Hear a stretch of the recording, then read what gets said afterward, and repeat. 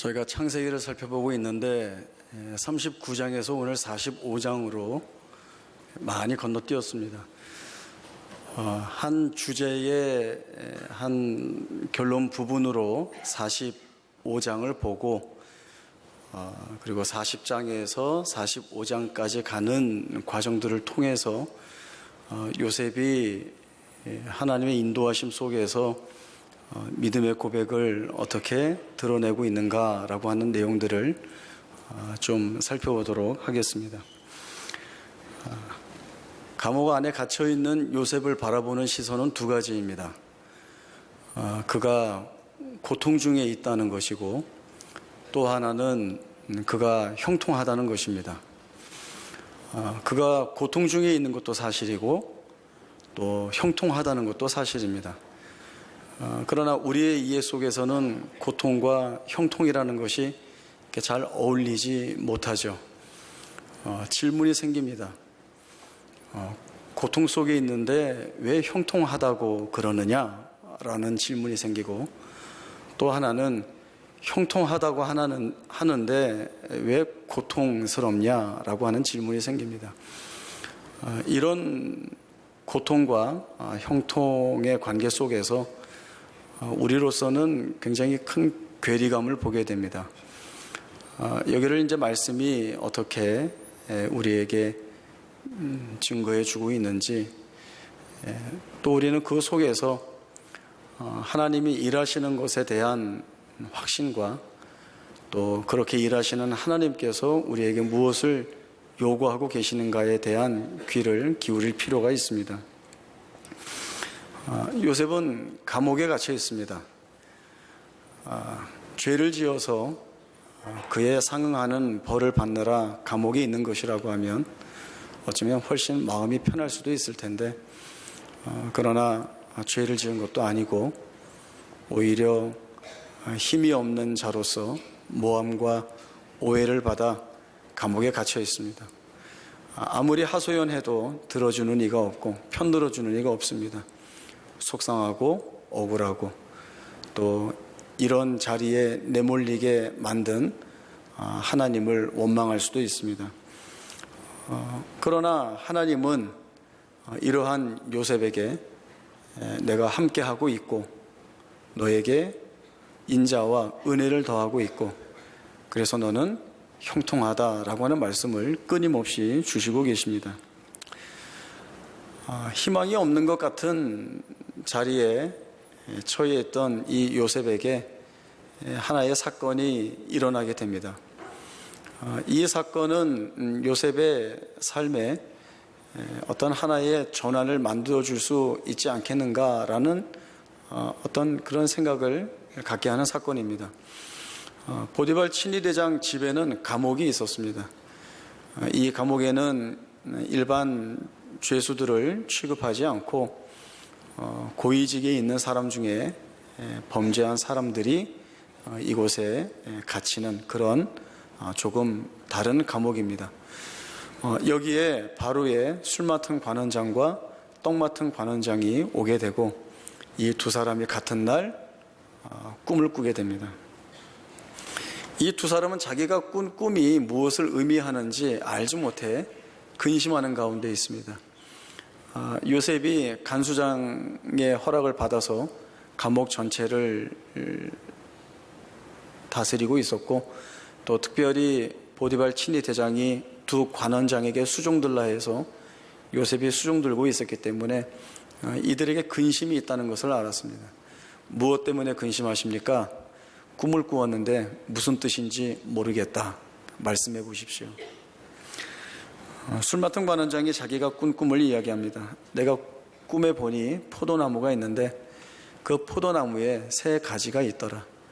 거기에 싹이 나고 꽃이 피고 포도송이가 매여 있어서 그래서 내가 내 손에 들린 바로의 잔에 포도즙을 담아 올렸다. 이렇게 이야기합니다. 요셉이 이 꿈을 해석하는데 포도나무의 새 가지는 사흘을 뜻하는데 사흘 안에 바로가 당신의 자리에 다시 복직시킬 것입니다. 그리고 한마디 덧붙입니다. 당신이 잘 되시거든 나를 기억하여서 나를 여기에서 나갈 수 있도록 도와주십시오 라고 하는 부탁을 합니다. 요셉의 해석이 좋으니까 옆에 있던 떡 맡은 관원장도 자기의 꿈을 이야기합니다. 나도 꿈에 보니 흰떡 세 광주리가 있는데 맨 위에 광주리에는 바로를 위하여서 각종 구운 음식을 담아두었는데 새들이 와서 먹더라. 그 새 광주리는 사흘을 뜻하는데 사흘 안에 바로가 당신을 나무에 매달 것입니다. 새들이 당신의 시체를 먹을 것입니다 라고 이야기를 합니다. 요셉의 말대로 떡 맡은 관원장은 죽게 되고 그리고 술 맡은 관원장은 복직하게 됩니다. 요셉은 감옥 안에서 말할 수 없는 괴로움과 고통 속에 몸부림치고 있었습니다. 그러다가 술 맡은 관원장을 통하여서 한 줄기 희망의 빛을 보게 되는 것입니다.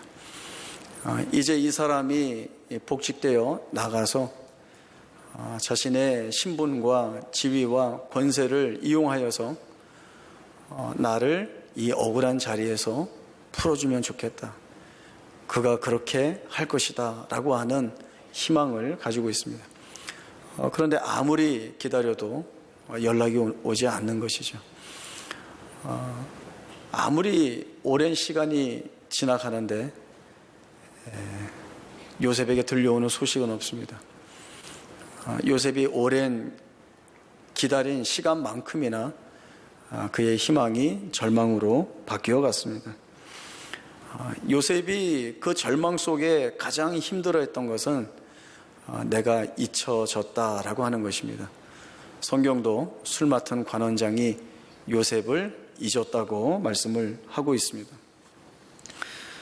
지금 여기에서 성경은 요셉이 하나님이 아니라 사람을 더 의지했기 때문에 그렇게 되었다든지 또는 요셉이 사람보다 하나님을 더 의지했더라면 훨씬 더 좋은 결과가 있었을 것이다 라고 하는 내용을 말씀하는 것이 아닙니다. 성경이 지금 여기에서 이러한 기사와 내용들을 기록하면서 반증하고 있는 것은 하나님은 요셉을 잊지 않으셨다라고 하는 사실입니다. 창세기 41장 1절에 보면 만 2년 후에 바로가 꿈을 꾸었다라고 하는 말씀이 나옵니다. 아무도 해석하지 못하는 그 꿈을 술 맡은 관원장이 그때 요셉을 기억하여서 요셉을 바로 앞에 세우고 요셉은 바로의 꿈을 해석합니다.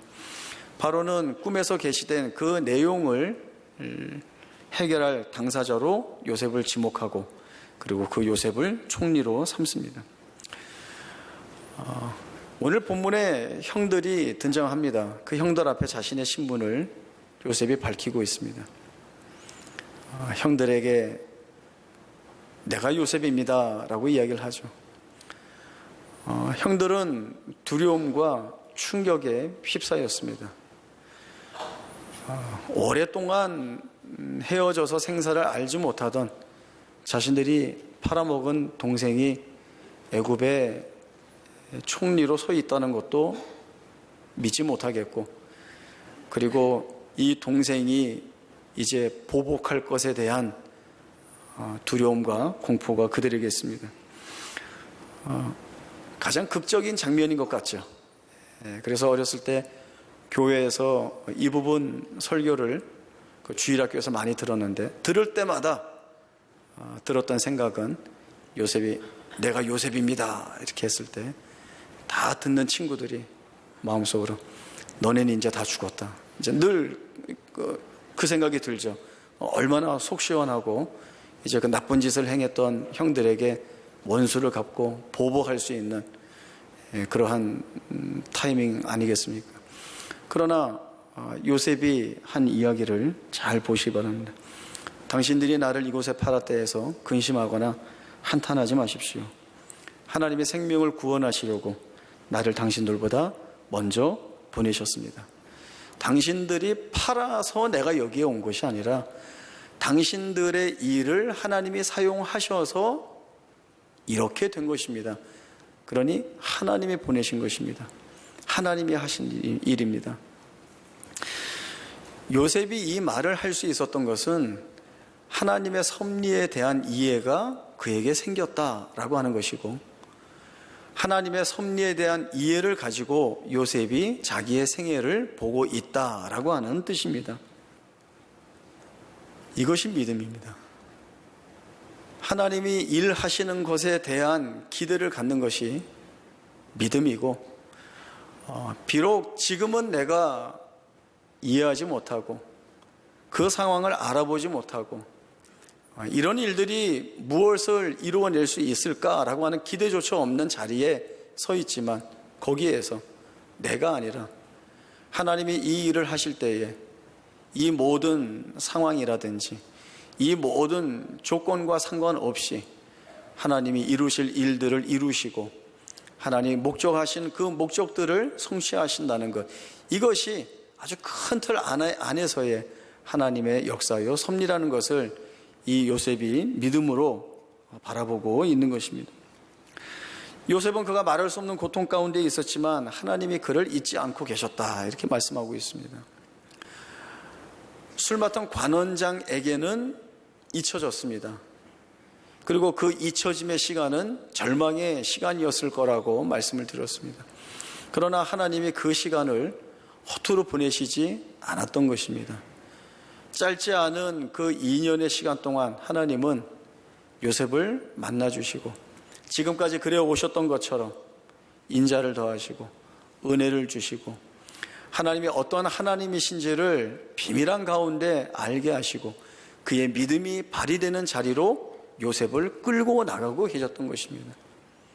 요셉이 머리가 좋아서, 아니면 요셉이 논리적으로 뛰어난 사람이라 자기의 생애를 이렇게 퍼즐처럼 맞춰서 보니까 하나님이 이렇게 하시나 보다, 이런 가운데에서 깨달은 것이 아니라 하나님이 하신다는 거예요. 하나님이 알게 하시고 하나님이 깨닫게 하셨고, 그 알게 하시고 깨닫게 하신 것에 대하여서 요셉이 믿음으로 반응을 한 것입니다. 해석이 너무 비약된 것 아닙니까? 라고 얘기할 수 있을지 모르겠지만, 요셉이 바로 앞에 서서 했던 말에서 이 요셉이 이제 하나님을 어떻게 보고 있는가를 저희들이 확인할 수 있습니다. 바로가 요셉에게 이 이야기를 합니다. 내가 한 꿈을 꾸었는데 내가 해석할 수 있겠느냐? 이 무렵에 요셉은 내가 아니라 하나님이 하십니다, 이렇게 이야기를 하죠. 그리고 바로가 연이어 꾼 꿈에 대하여서 이것은 이제 하나님이 하실 일을 보이신 것입니다. 하나님이 정하셨고 하나님이 속히 행하시겠다는 것입니다. 그러니 준비하십시오, 이렇게 이야기를 합니다. 이것은 단순한 이야기가 아닙니다. 요셉이 하나님이 어떤 분이신지 아는 겁니다. 하나님은 정하시는 분이십니다. 그리고 하나님은 행하시는 분이십니다. 이 사실을 요셉이 보고 있는 것입니다. 그리고 그 같은 내용을 자신의 믿음의 내용으로 삼고 있는 것입니다. 자기의 삶 가장 깊은 자리로 다 끌어당기고 있죠, 이 고백을. 그래서 지금 내가 겪고 있었던 고난이나 비참한 삶이라는 것, 누구도 나를 도와줄 수 없고 헤어나올 수 없는 이 절망의 자리, 여기가 하나님이 바꾸어 내시고 뒤집어 내셔서 일하실 자리로 만드신다는 것, 그렇게 만들어서 어떤 결과를 만드는 것이 중요한 것이 아니라 요셉으로 하여금 그 하나님을 보게 하여 하나님이 어떤 분이시다를 고백하는 자리로 끌어내시는 것, 이것이 하나님이 요셉에 대하여 갖고 계시는 목적입니다. 우리는 요셉이 총리가 된 것 때문에 우리 시선을 많이 빼앗깁니다. 총리가 되었기 때문에 고난을 잘 참으면 결국 하나님이 복 주신다, 이렇게 이해를 쉽게 하게 되면 하나님의 역사, 하나님의 섭리라고 하는 것은 고작 나 하나 잘 먹고 잘 살게 해주는 어떤 하나님의 능력으로밖에 설명되지 않습니다. 또 이런 이해 속에서라면 우리가 드러내야 할 믿음이 설명될 수가 없습니다. 우리가 겪는 고난을 설명할 수도 없고, 이 고난이 어떤 의미를 담고 있는지, 그리고 이 고난에 대하여서 내가 어떤 각오를 해야 되는지, 이 고난이 어떤 유익을 우리에게 주는지, 이 모든 것들이 다 합력하여서 어떤 내용을 만들어내는지에 대한 설명을 할 수가 없습니다. 아무리 얘기해도 결국 요셉이 총리가 됐잖아요. 여기에 꽂혀서 계속 고집을 부리면, 이걸로 다 덮어버리면 기독교가 말하는 복음이라고 하는 것은 고생 끝에 낙이 온대, 이거밖에는 안 되는 겁니다. 우리는 같은 질문의 자리에 섰습니다. 요셉의 현실은 고통스러운데 하나님이 잊지 않으셨습니다. 하나님이 잊지 않으셨다, 이 말씀이 의미하는 것은 요셉이 경험하고 있고 요셉이 보고 있는 상황과는 상관없이 하나님이 어떤 일을 하고 계시다는 뜻이 그 안에 담겨져 있습니다. 전혀 지나가지 않는 것 같은데 하나님이 이 요셉을 끌고 어디를 지나가고 계신다는 겁니다. 전혀 상황이 바뀐 것이 없기 때문에 여기 한 지점에 머물러 있는 것 같은데, 한 지점에만 묶여 있는 것 같은데, 하나님은 이 요셉을 끌고 그 모든 지점들을 하나하나 넘어가고 계시다는 것입니다. 그것이 내가 너를 잊지 않고 있다가 말씀하는 의미입니다. 하나님은 요셉을 가르치십니다. 요셉이 처해 있는 절망 속에서 이 하나님을 붙잡는 것이 아니고는, 하나님이 나를 잊지 않고 일하신다라고 하는 이 사실에 믿음으로 반응하지 않고는 자기가 처한 그 절망과 고통 속에서 살 수 없다라고 하는 것을 보게 하십니다. 다른 답이 없습니다. 하나님 외에는 나를 구원하실 이 없으십니다로 갈 수밖에 없는 겁니다.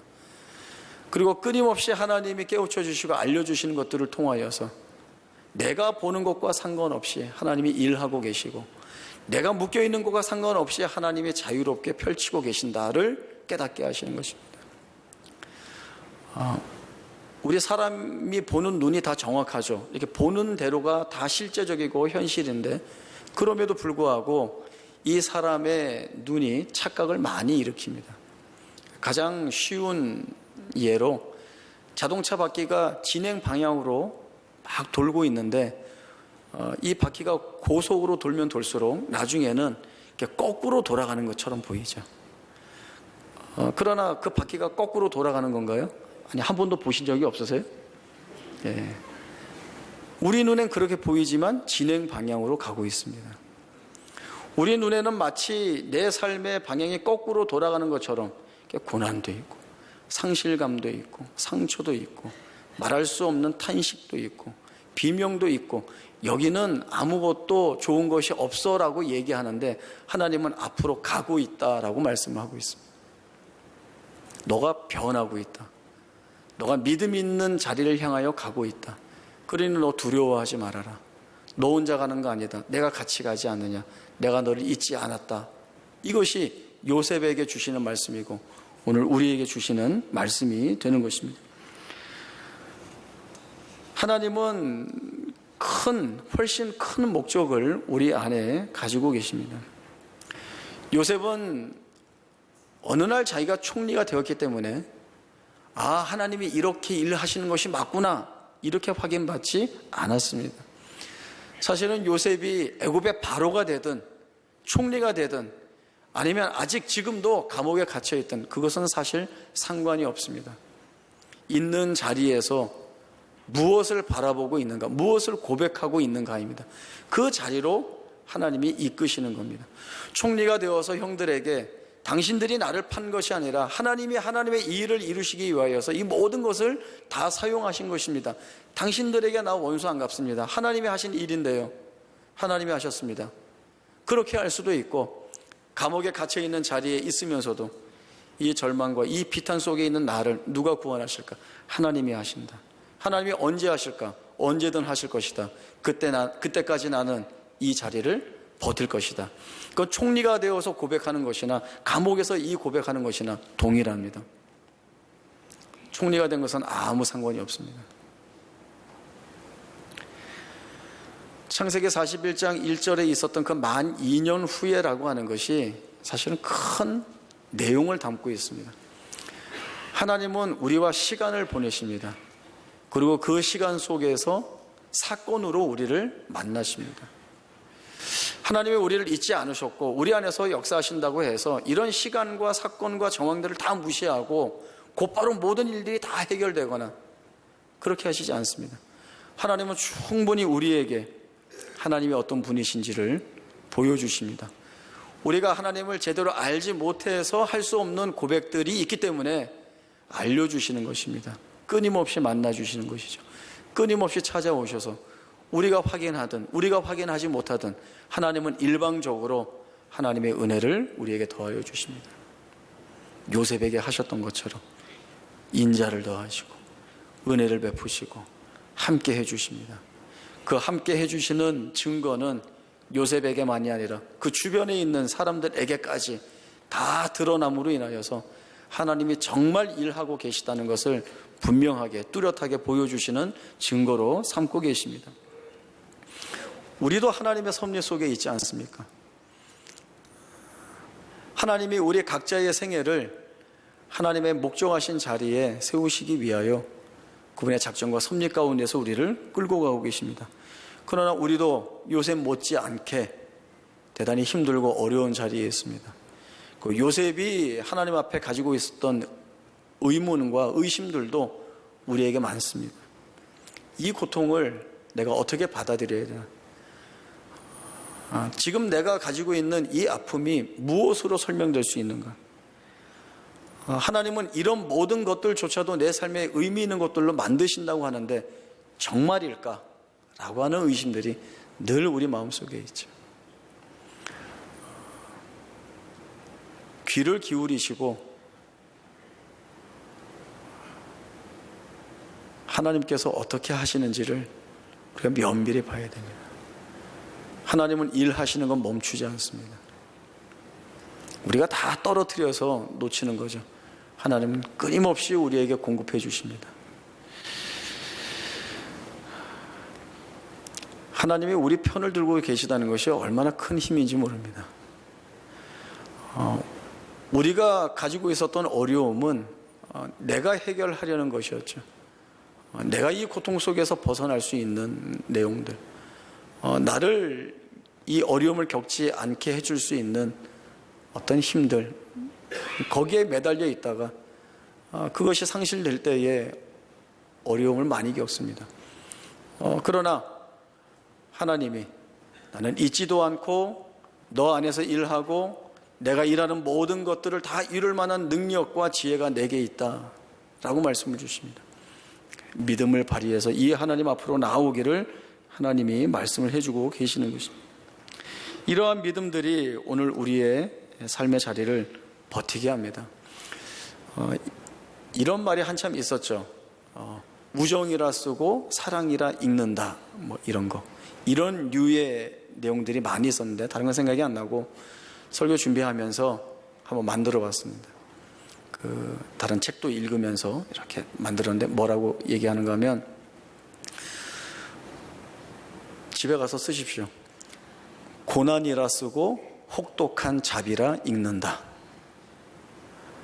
예. 고난은 실제적입니다. 너무 아픕니다. 너무 힘들죠. 그런데 하나님이 그 고난을 우리에게 자비로 사용하십니다. 그런데 그 앞에 혹독한이 붙어서 너무나 마음에 안 듭니다. 그러나 또 뒤집어서 하나님은 혹독하지만 자비라고 말씀을 해주십니다. 우리에게 드러나는 모든 것들이 앞에서도 나누었듯이 하나님이 의미 있는 것들로 삼고 계십니다. 내용으로 삼고 계십니다. 그리고 그 모든 것들이 선한 것으로 드러날 수 있도록 하나님의 능력과 지혜가 일을 하십니다. 이 하나님은 변치 않는 하나님이시고 또 이 하나님은 그렇게 일하시는 분이시기 때문에 우리가 이 하나님을 마음 놓고 붙잡을 수가 있습니다. 하나님의 마음은 바뀌지 않습니다. 그리고 하나님의 작정과 섭리는 가장 충만하신 지혜로 이루어지는 일들이기 때문에 되지 않는 일들이 없습니다. 하나님은 어디까지 그 마음을 여시고 은혜를 베푸시는가 하면 이스라엘 백성들이 광야에서 하나님을 원망하고 불평하고 또 그 하나님을 모욕하는데도 하나님은 여전히 만나를 주셨습니다. 불평하고 원망하는데 만나를 주셔서 그들을 먹이십니다. 그들이 목마르다 할 때에 반석을 쳐서 생수를 내어 마시게 하시고 또 차라리 애굽에 있다가 죽는 것이 나을 뻔했다. 무슨 가나안 땅이냐, 이 광야에서 죽자. 하나님의 하실 일들에 대한, 약속에 대한 모욕적인 말이 있었음에도 불구하고 그들과 그 후손들에게 약속의 땅을 허락하신 하나님이십니다. 이 하나님이 오늘 우리의 생애에 찾아오셔서 하나님의 섭리로 삼고 계시는 모든 뜻들을 우리 안에서 이루시겠다는 열심을 분명히 드러내 보이셨습니다. 이 하나님이 우리를 끌고 가실 것이기 때문에 우리는 그 끌고 가시는 것에 대한 믿음으로 버티는 것이 하나님이 우리에게 맡기신 그날, 그 시간, 그 길을 살아내는 것입니다. 혼자 가지 않습니다. 하나님이 함께 가십니다. 우리 가운데 의미 없는 일들이 없습니다. 하나님이 다 의미를 있게 담아두셨고 그 일들은 우리를 복되게 하시는 것, 기쁘시게 하는 것, 우리를 하나님의 영광되게 하시는 일들입니다. 이 일들이 우리의 생애에 가득 채워져 있다는 사실들을 분명히 인지하셔서 믿음 있는 반응으로 걷게 하는 그 길 감사함으로 살아낼 수 있기를 바랍니다.